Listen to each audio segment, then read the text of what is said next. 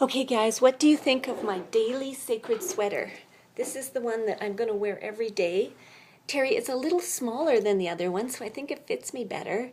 And it's gray, so it'll be great to wear every day. And it's like 80% lamb's wool, which is a must in a sacred sweater because it's very warm. So this is my new daily sacred sweater. I'm very happy with it. And I'm grateful to my parents for letting me tag along to Value Village. But anyway, I need to get on with it. I need to tell you about my festivals and also how my name changed. So we'll see how far we get in this video.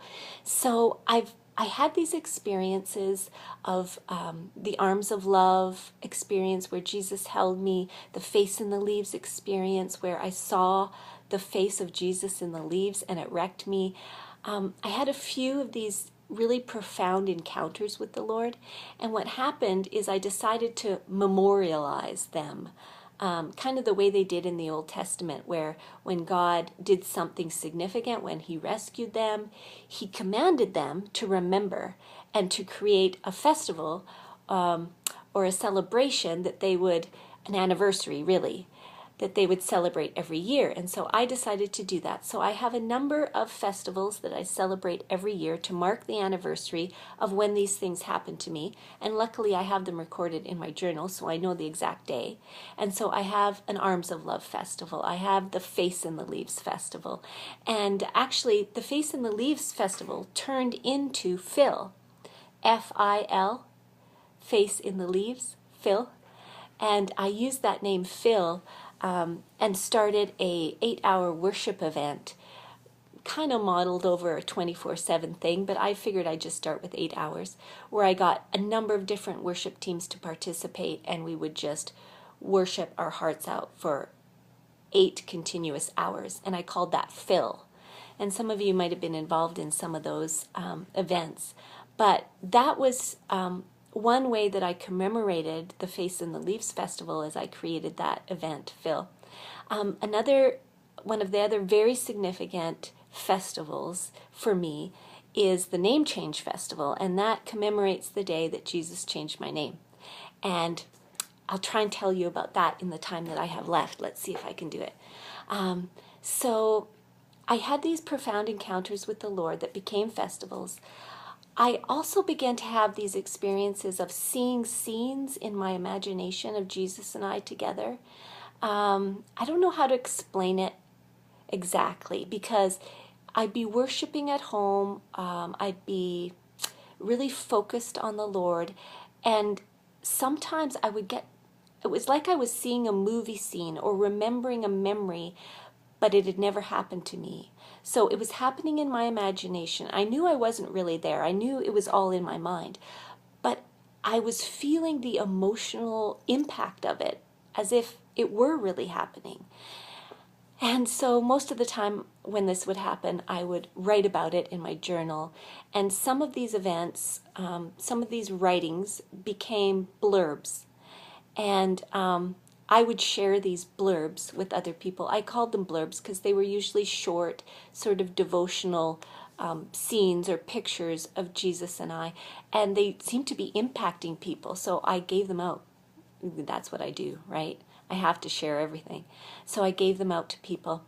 And so one day when I was worshiping at home, I was sitting on my bed and worship music was playing and I was really engaged, and I began to see this scene in my imagination, and it came to life in my mind, and I felt it happen on the inside of me.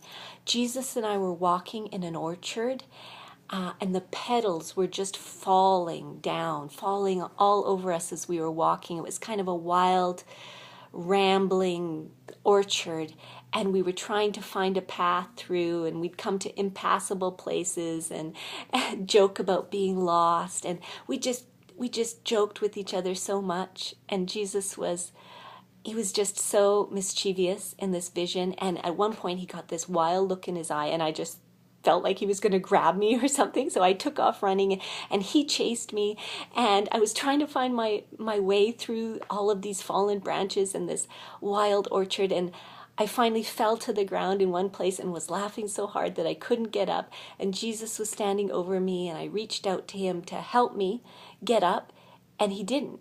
He just stood there staring at me with this intense look on his face. And I looked up at him, and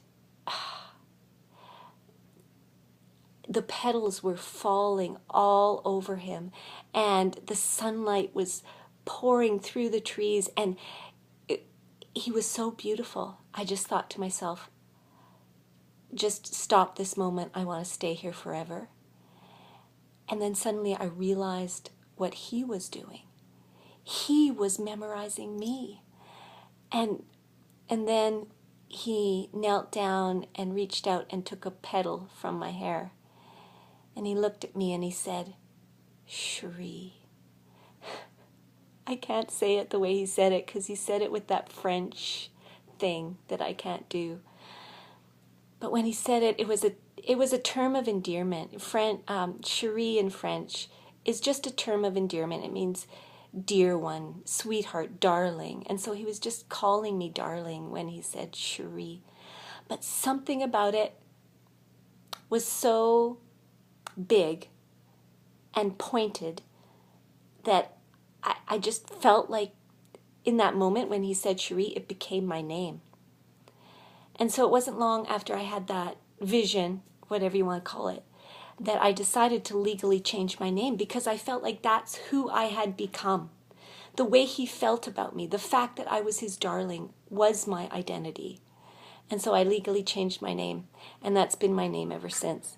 And the weird thing about it is, guys, that as soon as I changed my name, I couldn't think of myself as Cherie anymore.